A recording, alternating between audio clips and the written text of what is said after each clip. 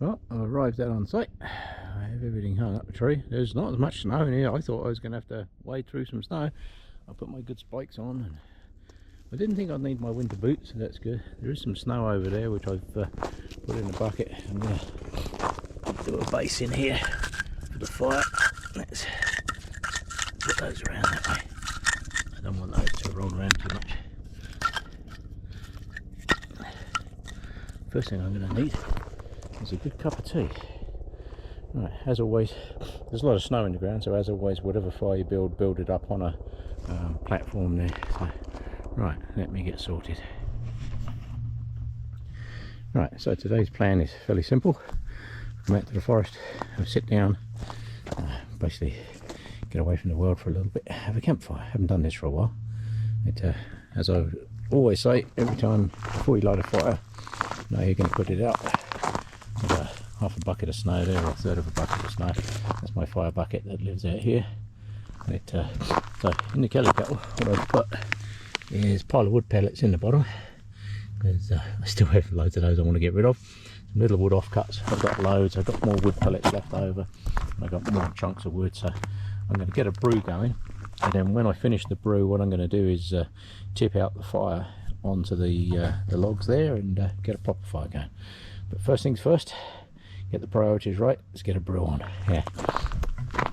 So, I love these cups.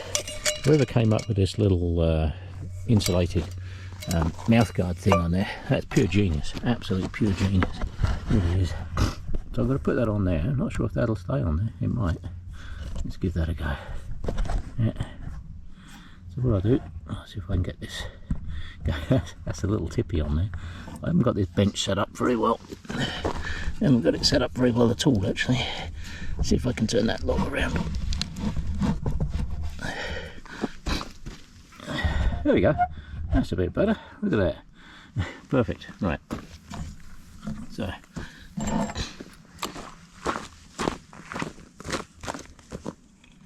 What you're going to need, I've got some nice small pieces that I've just cut up. My ever trusty cotton ball, of course. Cotton balls, mate. Never leave home without them. Anytime you come out to the mountains, always make sure you've got a way of making fire. Many ways of making fire, not just one. So, let's see if I can be a bit more accurate with my spark throw than I was on the last attempt.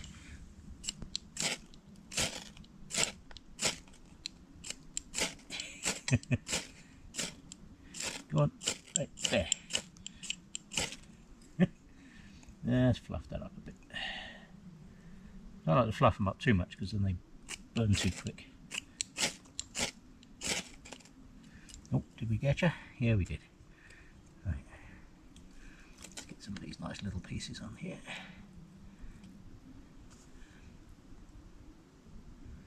There's no fancy editing in my videos, by the way. What you see is what you get. Yeah. That might go. Yeah. Looks like it might.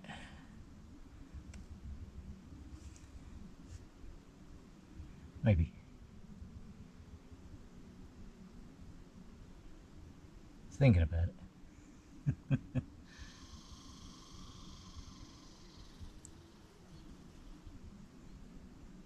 Yeah, so the plan is get this fire going, make a brew, get the kettle on. Most important thing, you can do all the bushcraft stuff you like in the world. You can have all the fancy gear and all that kind of good stuff, and you can do all that stuff as much as you want. -20, no sleeping bag and all that other crap that people like to post. But, well, the reality is, if you haven't got a kettle, then you can't make a cup of tea. No, none of it is important. This ferro rod's doing very well. I've had this for years. Look at it. I've hardly taken any off of this. Yeah. Couldn't tell you how many campfires I've lit with this thing. But as always, like I say, make sure when you finish with your tool, put everything away. You should literally be able to close your eyes and still find everything. Right. So we're going to let that fire get going. Now I can tell you now, if I put this on the top, that fire will just roar up through there. So I've seen quite a few videos where people have done all kinds of stupid things with these things, and they'll have the handle over here, but as soon as you put that on there, those flames will come out of there like really fast. Right, so don't ever do that. So what I did, I don't know if anybody saw my other video. If you didn't, I will explain what I did here. What I did, I just attached a little carabiner, because if you put that on that fire like that, the flames will come out and burn your hands. I guarantee you they will. Right, no question. Right. So what I did is I put just a little one of these cheap carabiners on here and an old key ring on the bottom, so that when I take that off, yeah, I now have, you take them off like this, but I now have much better tipping control because I have that pivoted here. Works great. Very, very simple thing. I saw a guy in New Zealand do a very similar thing, but he used paracord. Not sure why you would use a flammable material for something like that, but he did. But right, so let's. So I am going to put an entire litre of water in there. It doesn't matter because it's I'm only making a cup of tea. And the good thing about this is this has a whistle. So I can put that on there. Right, I'm going to see if you can see it on camera. I hope you can see this on camera. So the fire is just starting to get going, just starting to get some heat in there. But when I put this on the top, see the flames? Look, straight away. Look, flames were down here. Now if you had that handle above there, you're going to burn yourself. So I will put that on there. Get a brew going. The squirrels over there are getting a little upset. The good thing with these kettles is to add wood and drop it down the top. Now some people I have seen, quite a few, that those little pine cones. Quite a lot of people you'll see put long sticks down there. I'm not sure why you would want to do that, because when you take this off, they're all just going to fall off. So my plan for this is to make a nice cup of tea. Once I've had a nice cup of tea, I'm going to tip the fire out onto here and get a proper fire going. So you don't want to sit there and watch me do all that, so I will switch this off for a second and do some more in a minute. Right, well, the kettle's on. Most important thing, you can build all the fancy shelters you want and dig dugouts and winter survival shelters and all that, but until you've got the kettle on, none of it's important. Now I will say again, make sure you have your bear spray with you. I have two, although this is the middle of winter. Bears are not inactive, they are less active. Now that's only been on there for a few minutes and I can already hear water doing something in there. And that's a whole litre of water I put in there.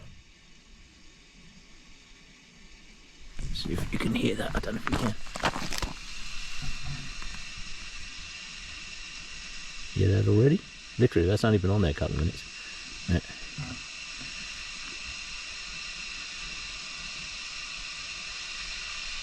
Amazing, isn't it? I kid you not, if that's been on there 3 or 4 minutes, I'll be surprised. And we do have a what's that? The whistle on here. I can tell you now, I can hear it boiling already. Right, so let me set this up here somewhere. Set this up on my bench here somewhere. Hopefully that don't fall off. It's a bit tippy. I didn't do a very good job of setting up my bench today. I really didn't. Look at that. That's very tippy. Yeah.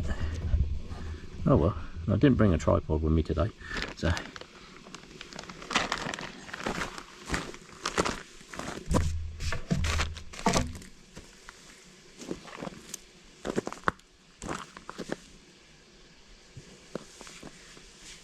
Acts like a little rocket stove when you get this thing going. It's just like a little rocket stove, it's brilliant.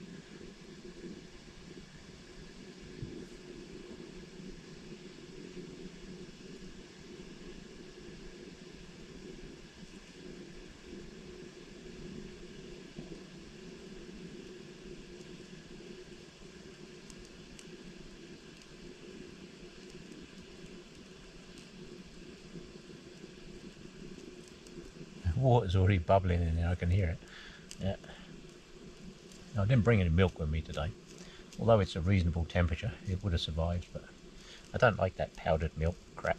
I'd rather just drink black tea than put that crap in it.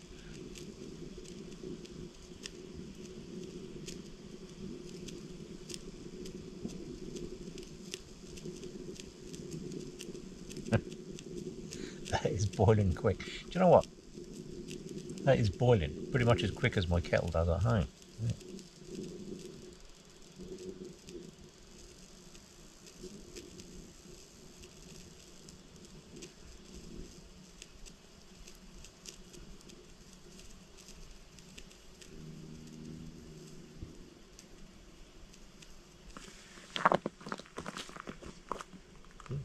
Pretty orange then.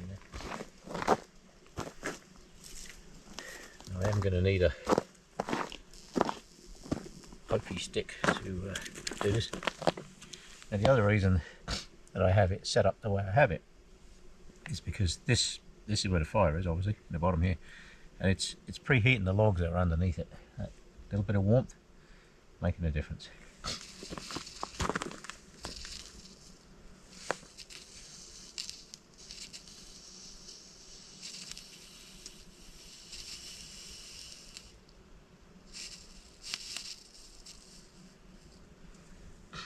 I do have quite a lot of water in there.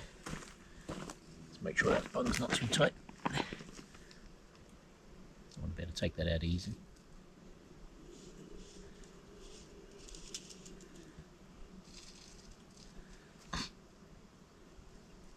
You're doing good.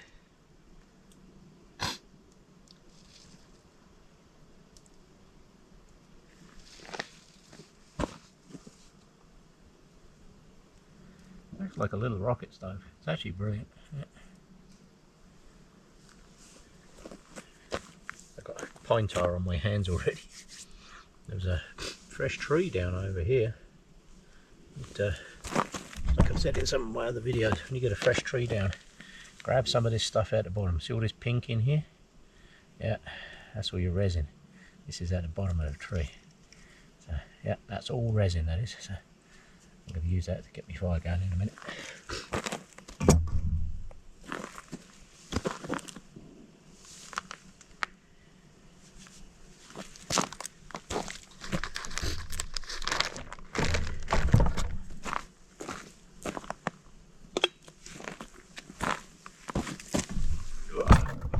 Ooh, there's a whoppy.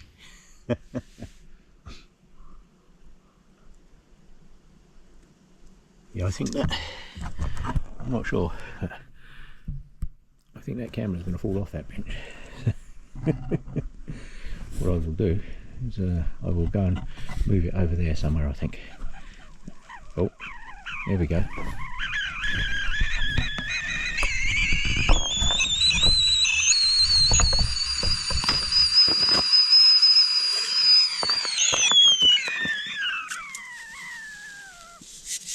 That is a brilliant addition. Whoever came up with that for the Kelly kettle, that is absolutely amazing.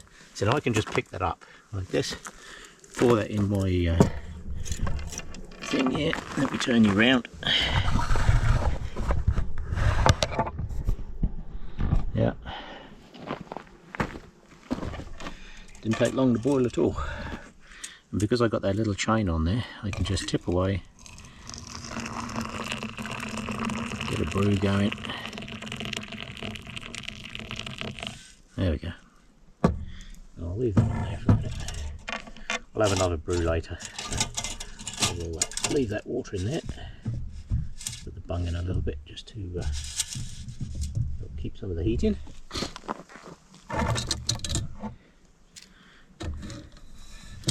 Get that brew. Now I have to tip that fire out of there somehow. Yeah, guess who didn't bring his multi-tool with him? Yeah.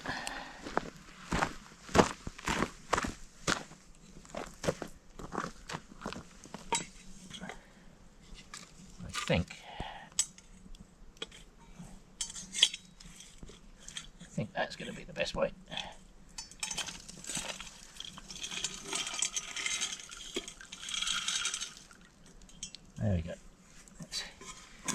some kind of fire going out of that. Let that cool down.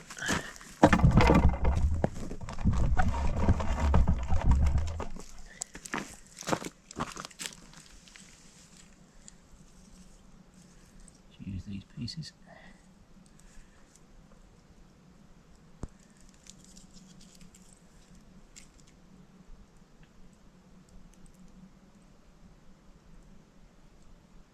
Thinking about it.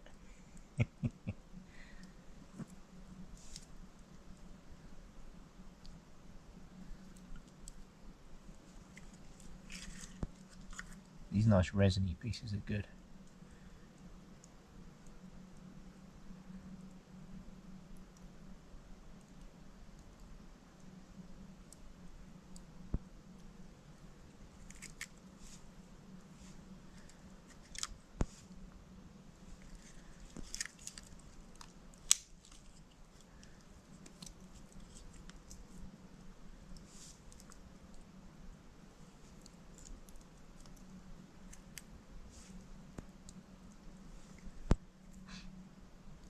This is what it's all about.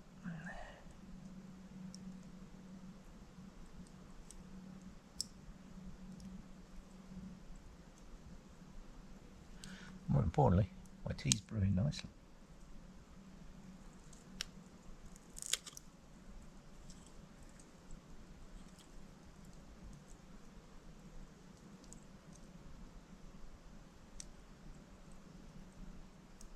With a fire like this, when it's a small flame like that, the temptation is just to keep piling on.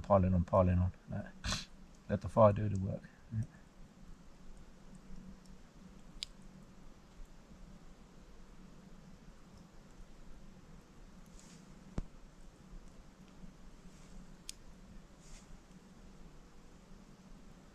you put on too much straight away, you can actually smother your fire. So we got more of these nice pieces. Break off of there. Here we go. Oh, a bit of resin on that one. Start to warm that through.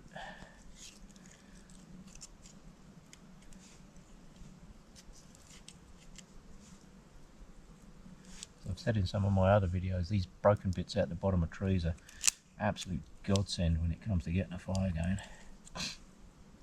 Let's start. Ooh, that was bad. Don't do that. That was bad. There we go. Just start to warm that through. Right. So tea is brewing very nicely. Fire is a haphazard mess of slowly getting going. Yeah. Like I say, there's no fancy editing in my videos. What you see is what you get. This is reality. This is not made for TV bushcraft crap. This is reality. Right, so let me tinker with this fire a little bit more, get some small bits on here, and we'll get some good heat going, because it's only about -4, -5. It's not coat weather around here. -5 is not coat weather. It's really weird. I'll make the most of this. Right, let me get this fire sorted.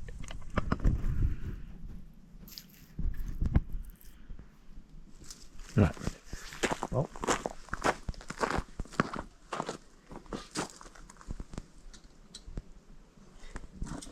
since I didn't bring my tripod with me, I've tied the GoPro up a tree. So whatever video we get. Whatever's in frame is in frame. If it's not, well, yeah. Right. As you can see, get the fire going. Slow but sure. But I have a cup of tea. Yes. I love these mouthguard things. These are just classic, brilliant. Oh, they're so good. Right. Now we can actually concentrate on getting on with the day, which involves getting my fire going, something like sensible.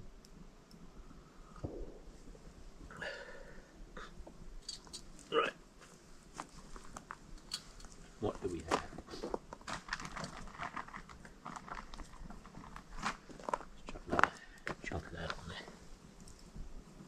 I carried a whole bunch of those chunks of wood and that out here with me today, and I sure as hell ain't carrying them home.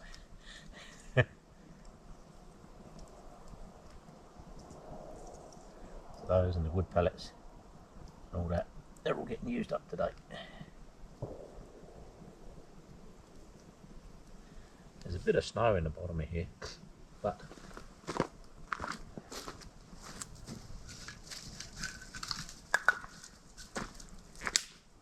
right, let's stop messing around with this fire. Let's get an actual fire going. I like to do a top down, what I call a lazy fire, but since I was lighting it that way, this will work just as well. So what I've got in the bottom, 3 reasonable sized base logs. They're about yay round, I don't know, 2 inches, 3 inches tops. And then I've just put another couple this way. If I was building a taller fire, I could now put a couple across that way. Move that across there at the touch. There we go. That's good. That gives you something like these 2 logs here. They've been heated now. They will preheat, and they'll get my fire going. I don't need a big raging fire. I've got a whole pile of firewood in there, and I've got my saw on that with me, obviously. If I was doing a big fire, I would have probably 4 logs in the bottom, 4, then 3, then 2, and then build the fire in the middle and just let it burn down through. This will work just fine. Right, while that's doing that,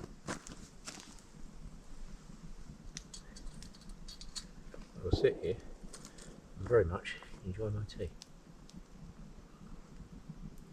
After the walk in here, I took my coat off, because after the walk in here, you want to get rid of that excess heat. It's you don't want to be sweating out in the cold like this. Yeah. But you also don't want to catch cold. You don't want to let your body cool down too much. So you have to retain the heat. So as much as it's a pain,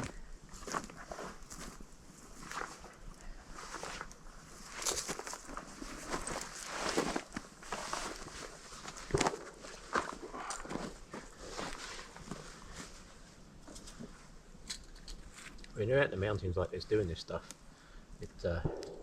heat regulation is very important. You've got to make sure you regulate your heat. Got to look after the heat in your body. Like there's, when you're walking, you generate a lot of heat. Your food generates heat. I've got food with me. Your food generates heat. A nice hot cup of tea certainly generates heat. Hot tea is actually the best heat. It really is. You can't beat it. That kettle is still hot. Anybody that doesn't have one of these kettles, there is a smaller version of this. This is the middle size one. This is the Scout, the stainless Scout. There is a small one, which I believe is called the Tracker. And then you get the big camp base one, or whatever they call that. So the big one is 1.6 litres, this is 1.2, and the small one is 0.6. Well, the small one was a little bit too small for what I need, so I went with the middle size one, because anybody that knows me knows I like my tea. So, very important. And we've got a bit of a fire going in there now. Sounds like we've got some people shooting over there. But it's hunting season. I did see some track earlier on, and that went off over that way, so sounds like there's some people shooting over the back of that mountain.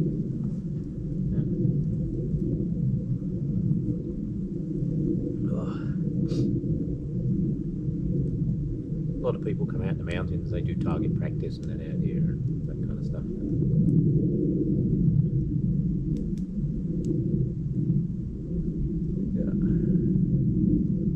Yeah, it's starting to look quite reasonable, eh?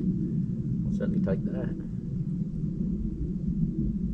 Yeah, it's starting to retain the heat. I'm feeling now. Oh, that's the best cup of tea ever, you know. You can do all the fancy stuff you want in the world, but it's hard to beat sitting around a campfire, poking it with a stick, and drinking a cup of tea. Yeah. On a not particularly cold day. I did worry it might be a bit windy today, because this is not a good spot to come when it's very high winds. Yeah, not a good spot at all. But, yeah.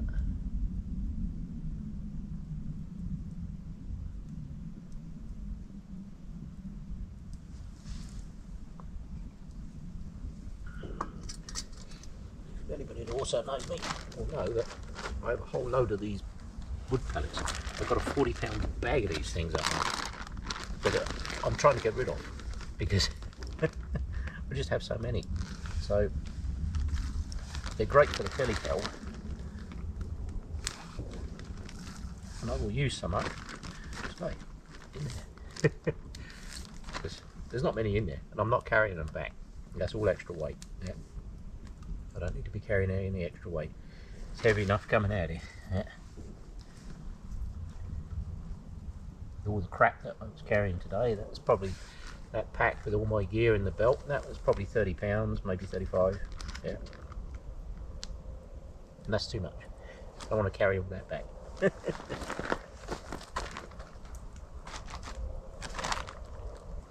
So we will get rid of these.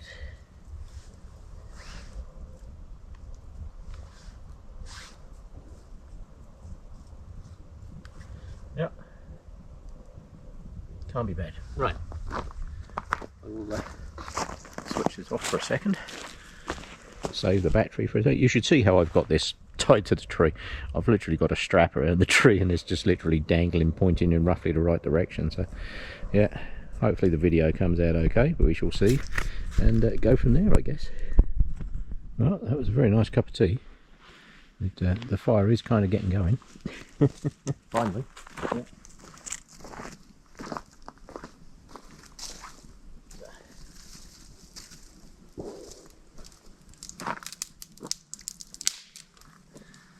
Let's get some of these on here.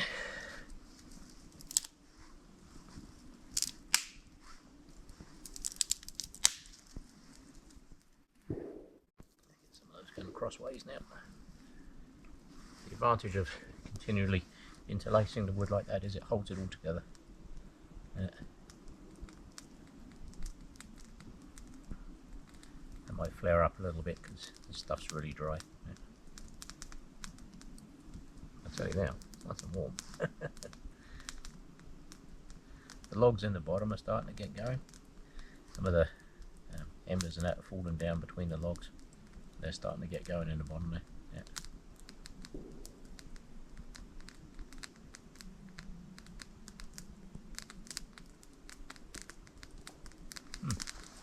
So let's bring that round again. This is a real jerry rig. You should see this, how I've got this attached to the tree. Yeah, that's hilarious. Can't believe it actually stayed on there. Yeah. So what I did is on the camera, any essential tools, anything that is essential when you're out in the mountains, like keys, cameras, tools, anything like that, is always on a carabiner and a piece of rope. So all I did is got a piece of cord here, and it's attached to the camera. Now normally this is attached to my belt and what have you, so I can't possibly drop it. Not possible to drop it.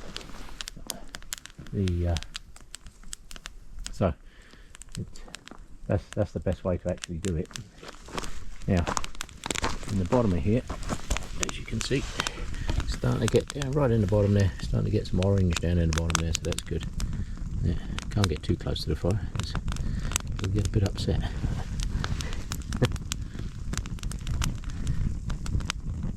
Yes, not bad. Not a bad little site that I have here. As I say, before you light a fire, always know how you're going to put it out. That is the most important thing before you light it.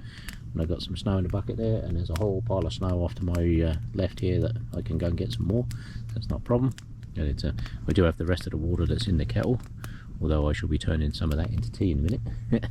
And that can all go on the fire when I finish. But if you notice, I've lit the fire in the middle of the fire ring, so there's a gap all the way around it. Nothing in it. Never build a fire up to the rocks. I've mentioned this in many of my videos before. Never do that, because you can get embers in amongst the rocks that you can't see, and you think you put the fire out, but there's still embers in amongst the rocks. So try not to do that. Yeah. So yeah, not bad. So I'll see if I can reattach this to this tree in some kind of semblance of, yeah. So all I've done is I wrapped that piece of paracord around the tree, back round on itself. It's very haphazard. You should see this. It's hilarious. Yeah. I don't think I'm going to win any awards for filming, that's for sure. Yeah. Then just clip that back on there. Make like a little loop. just let it hang against the tree. Job done. Point it in roughly the right direction, which is about there somewhere. Oh yes. There we go. See? It works. Oh dear. But that's what today's about. It's about coming out into the mountains, enjoying my time out here. What I'm doing. Get rid of some of these chunkies.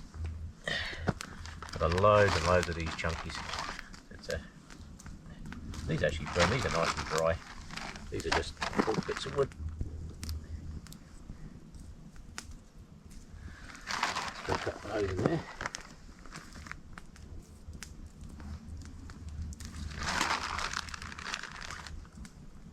They burn good. There we go.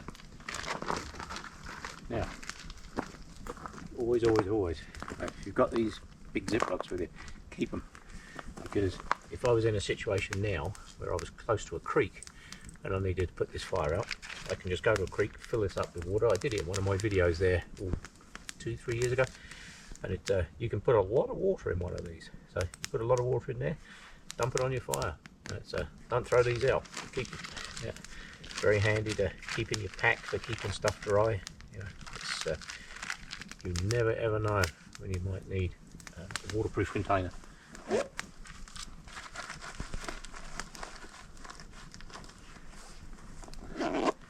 Now, I'm going to mention something. This concerns New Zealand, and Celine Kramer, young lady that went missing, Belgian lady, went missing a couple of years ago on a very simple hike. What should have been it was a tourist metal walkway, nice little bridge, nice little platform. You could sit and look over the waterfall there at Philosopher Falls. And she went out and she went exploring, and on her map, on her phone, she had a trail that went a little bit further. So being an adventurous type, off she went down this trail. That was the last she was ever seen. Well, they just found out, watching, there's a guy called Rob in New Zealand, I can't remember his last name, but it was a guy out. People have been looking for her. They've had hundreds and hundreds of people looking for her for the last 2 years. Yeah, 3 years, 2 years. And a guy called Jared Boys, he just found human remains in the river not far away. So my theory is, it took 2 years to find her phone. She lost her phone, and as anybody will tell you that's out in the mountains, I see it all the bloody time. People out in the mountains, the only thing they have to navigate is their bloody phone. Learn how to use a compass, learn how to use a map, have a good sense of direction, and always make sure you've got everything with you. I've got everything I need to survive in my pack. I've got everything I need to survive in my belt. I've got all kinds of stuff. I have fire making equipment in my coat, you name it. Always be prepared. She went out on a day trip. They found a small encampment that she had made underneath a fallen tree with a plastic garbage bag that she'd turned into a waterproof, and an empty glass bottle. And as soon as I saw the empty glass bottle, I knew she'd gone to the river. Many years ago, I used to do survival training and search and rescue, and one of the things that people, I've heard a lot of criticism of people that don't really understand what it's like to be hypothermic and to be in panic mode. And this young lady went out, she got lost on the way back. She thought her track back was almost parallel for a while, and then she drifted off to the right. Most people that are right-handed will drift off to the right. That's exactly what she did. And she ended up in a situation where she realized she'd gone wrong. And I think she turned around and tried to go back to where she'd come from. But in the process of climbing over these trees, and hats off to you, Rob, and all the guys that have been looking for this young lady, I have never seen trees growing horizontally. I mean, that forest over there, I'll show you in a minute with the camera, is so thick and so dense. To walk through it, you are literally fighting your way through what I call the barbed wire branches, all the low down branches on the ground. It's very hard to walk through that stuff.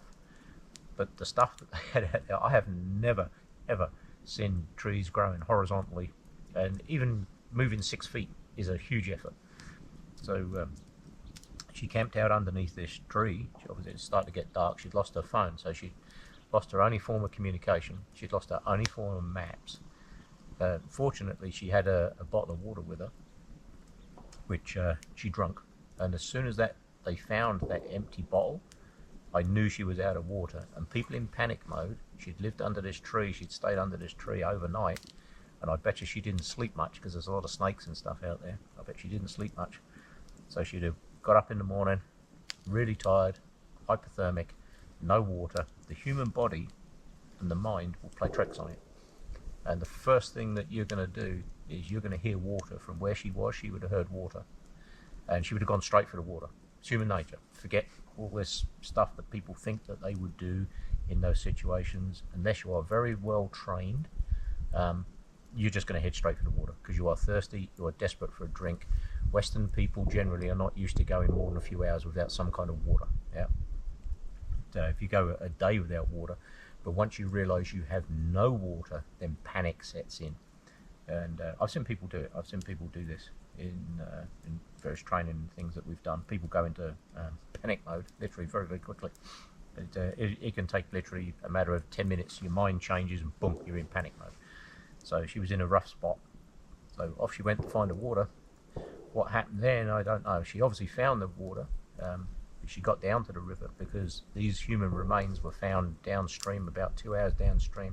This guy, Jared Boys, he found human remains about 2 hours downstream, which means she got stuck somewhere upstream and the water just basically broke her up and washed her bits down the stream. But my point of making this comment is a very simple one. In my videos, you'll see quite often when I'm out on trails, particularly trails in the middle of nowhere, you'll see me put up flagging. And the reason I do that, two reasons. Firstly, if I'm coming back that way, on the way back I take the flagging down so I know exactly, because some of this forest around here, you can walk through this forest, you could get lost real easy in this forest, really easy. And this is nothing like as bad as the stuff they have in New Zealand. This is empty parkland compared to the stuff that they were walking through down there. Don't get me wrong, I'm not underestimating their stuff that they were in down there. I've never seen stuff like that. I'm not sure I could find my way through that, and I've been doing this for over 50 years. So that would be extremely hard to do. Never seen anything like that in my life. And but I put up flagging. Now, on her way down the hill, she was heading east. She crossed a water race, which is a water channel. And if she'd have turned right there, it would have taken her straight back to her car. Unfortunately, it was quite overgrown, and she walked right over it because she's in focus mode, and the focus was water. She wasn't looking. But if there had been flagging on that water race trail, she would have seen it. Along and seen a couple of bits of flagging, she would have followed it, and it would have taken her straight back to her car, and she'd have been okay.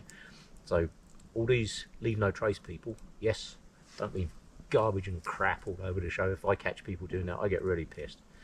But a bit of flagging on a trail out in the middle of nowhere, if you see it, leave it alone, because it's there for a reason. If I put up flagging, because I don't know if you've seen any of my other videos, but I take care of trails, especially trails that don't get used much. So I'll go out and clear them, and then once I know that there's a good tread back on the original tread of the trail, I take all the flagging down. I go back and I take it all down, because once there's an established track, you don't need the flagging. So I go back and take it down. So all these leave no trace people that go out and take down all that stuff, don't. Because had there been flagging on that water race, she would have been okay. There was a lot of flagging there now, and they've cleared it right out. But at the time she was coming down there wasn't, and it's a real shame. But they literally just found this human remains a couple of days ago. So yeah, a bit of closure for the family, but it's a very important lesson to learn that, you know, it's great having all this wilderness and back into nowhere stuff, but know what you're doing if you're coming out here. And if I'm going that way through the forest, I put up tape. I know this area like the back of my hand, but I still put up tape if I'm going somewhere that I haven't been. You know, it's because you don't know. You go too far. Like I know down in the bottom of there, that's wet as hell. That's an absolute swamp down in the bottom of there. and you find yourself in the middle of that stuff in the middle of winter, and you're wet and cold, and it's a cold day, you can be in trouble. Yeah, like I say, I've been doing this 50 years, and it's actually 50 plus now. Jesus Christ, bloody hell. Actually, a bit more than 50 years now.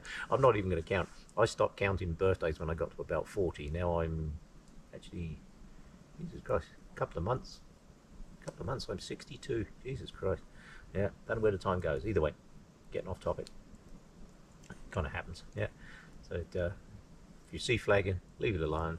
You know, because some people need it. You may know where you're going, but a person who's lost out in the middle of nowhere doesn't. And if she'd have seen flagging, I'm convinced she would have followed it and she'd have been okay. But as soon as I saw that bottle and it was empty, I knew she was out of water. And then hypothermia and water, that'll do weird stuff to you. And I'm sure I'll get a bunch of stupid comments in this. And go, oh, I would do this, I would do that, I would do this, I would do that. And unfortunately, a lot of those what I call keyboard experts have never actually been hypothermic. They've never been out in the middle of nowhere, and they've never been lost. Unfortunately, that young lady was, and it cost her. Yeah. So know your stuff. Learn how to navigate with a compass. Learn how to navigate with a map. Always take these things with you. Always. They're in there. Always take them with you. It doesn't matter what pack you use. Swap them over to another pack. I come out on a day hike. My rule is I have enough stuff to spend the night if I have to. And it's as simple as that. Enough food, enough water, enough. I've got tarps and that in there. You've all seen them in my other videos. I don't need to get them out. But yeah, know how to do that stuff because it'll keep you alive. Yeah. Right. The other thing that will keep you alive is looking after your fire, and that is not a looked after fire. So let me do something about that.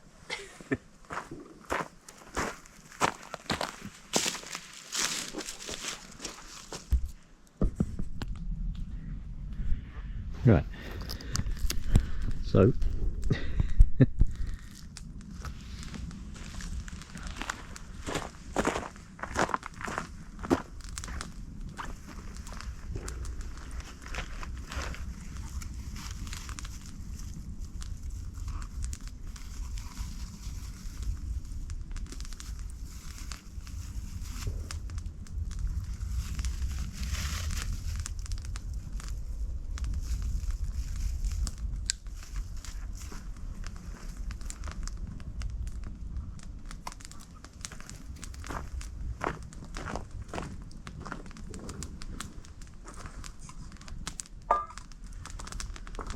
without any further ado, breakfast o'clock.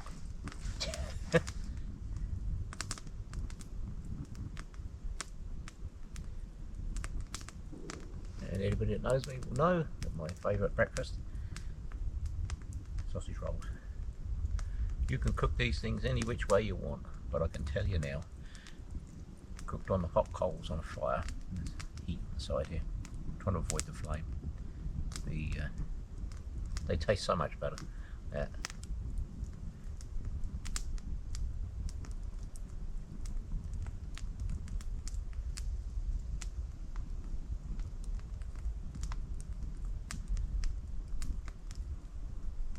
Just move some of those ends in.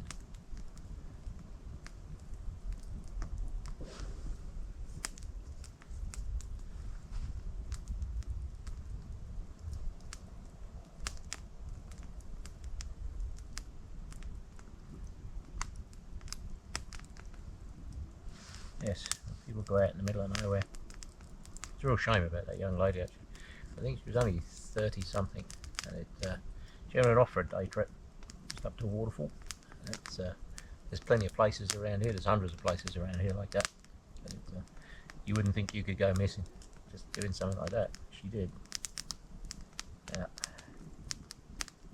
Spending the night out, unless you're prepared, you very quickly get hypothermic. Yeah. People don't realise this notion that it can't happen to them, but it can. Yeah. So I don't like all this. Phones are good. There's good navigation aids on phones. Don't get me wrong. And some of these like Garmin's and all that kind of stuff. Yeah, they've got a use. But when the batteries are dead, or if you lose it, like she did, yeah, her battery stayed good for 2 days, I think it was. They were getting pings off of this phone for like 2 days. And but it still took 2 years to find that phone. Yeah. There's hundreds of people out looking in this area, and it still took 2 years to find that phone. Yeah.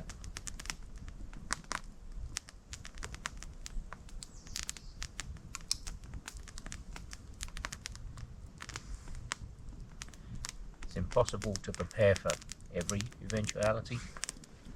Nobody can do that. But you can limit your risk as much as possible.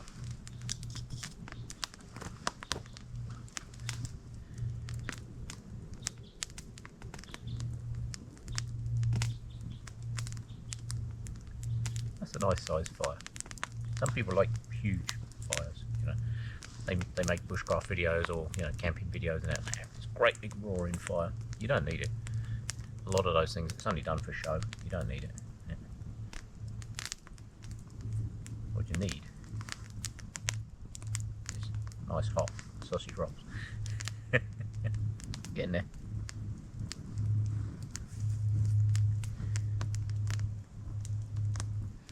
Yes, very important to make sure you know what you're doing.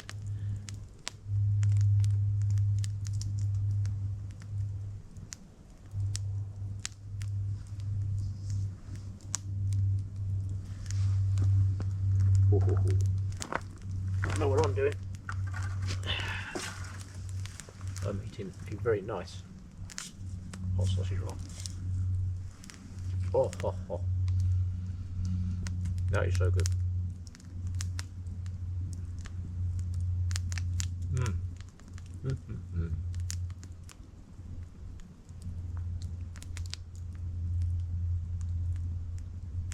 So this ground out here, it's frozen solid.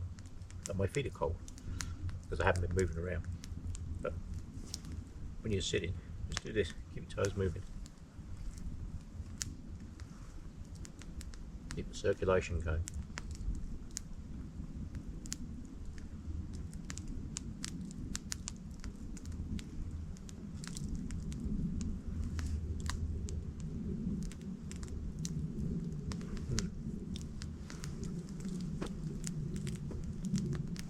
People go out to places and they go and visit these places. That's what they're there for. And that Philosopher Falls is a local tourist thing in that area of Waratah. It's a local tourist thing. It is one of those things that you take somewhere around here, like, I don't know, Johnson's Canyon. You think of the thousands of people that go up there every day. If you went up there today, it would be a zoo of people. But if you wander off trail and you come down some of the back canyons and you don't know where you're going, it wouldn't be too hard to get lost in there.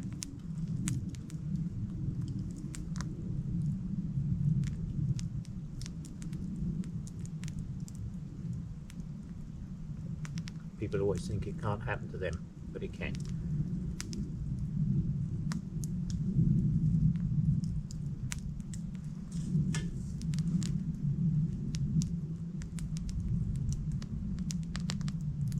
But I have to say, hats off to Rob and his dad and all those other people that kept all the search going.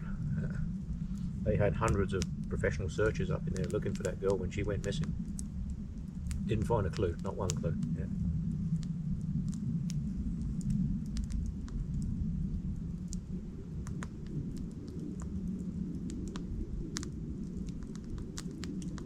If I suddenly went missing here and people had to come out here and find me, I know that there's a guy that doesn't live too far away from here. He lives about 4 or 5 kilometres away from here. His name's Eric. And I absolutely know that Eric knows every square inch of this forest around here, every square inch of it. And if you had somebody like him looking for you out here, he'd find you. No time at all.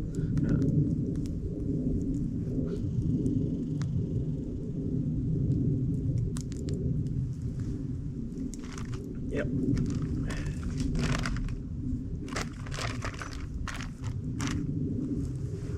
Now I have to say, it was a very nice sausage roll.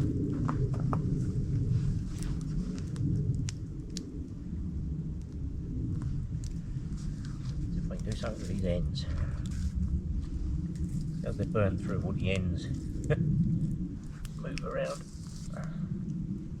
Let's see if I can do something with those. A lot of people, when they make these videos, they want a big raging fire because it looks good. Yep. Not really practical.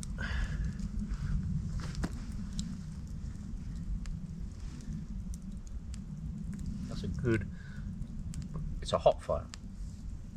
It's not an overnight fire, not by any stretch of the imagination. Not even close. It's a good start. As I've said before in my videos, all around here stashed I have logs. Can you go grab one? I'll show you.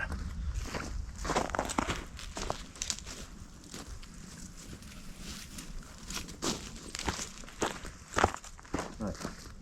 So these logs, this size log, if I was turning this into an overnight fire now, I have a whole stash of these. There's probably 1, 2, 3, 4. I probably have 10 of these already cut, and they've been drying.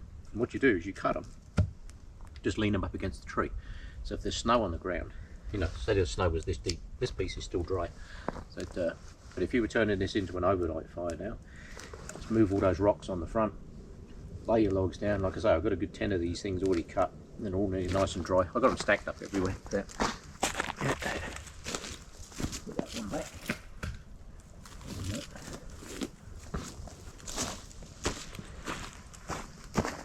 I've got them stacked up everywhere. Yeah.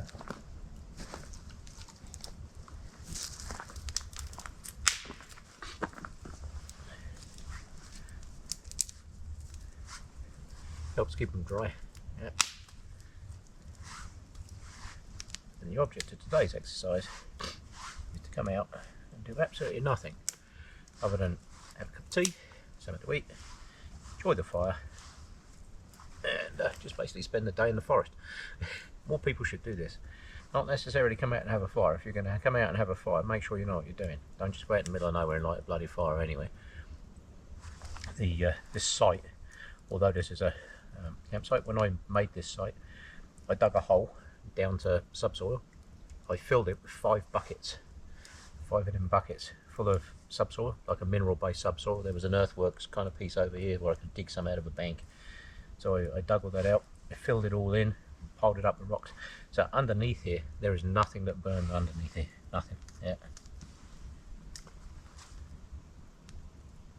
Some people will come out and light a fire on a forest floor, and it's all the duff that's on there, that fire will get in there, and it can smoulder for months, literally months and months and months. Some fires here will overwinter. You get a big enough forest fire, you get 6 feet of snow on top of it, and you would think that would put the fire out, but it doesn't. Yeah. As soon as that melts and the air hits it in spring, poof, fires away again. Yeah.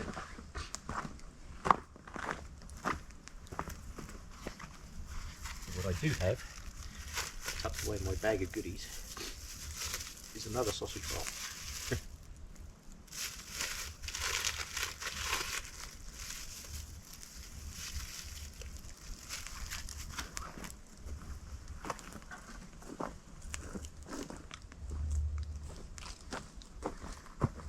The only thing better than 1 sausage roll is 2.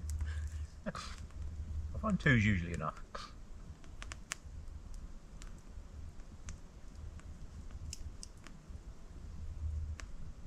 There's a lot of heat coming off that fire.